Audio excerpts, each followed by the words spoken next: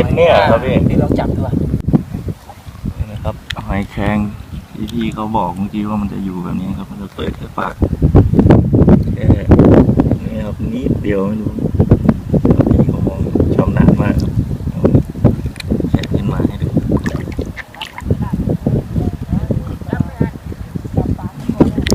ยอดมากครับพี่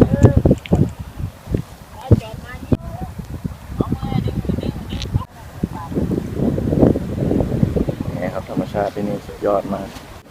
ของกระดงภูเก็ตอาทิตย์กำลังจะตกดินครับน้ำก็กำลังเริ่ม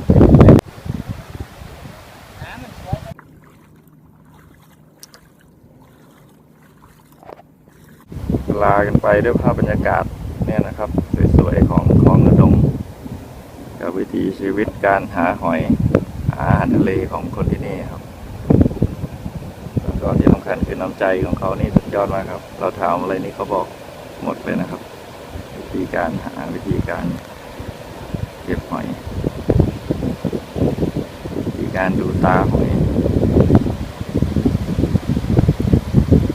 จากเมืองงามแล้วน้ำใจคนนี่สุดยอดมากครับสมแล้วที่เขาเรียกว่าเป็นไข่มุกอันดามันนะครับ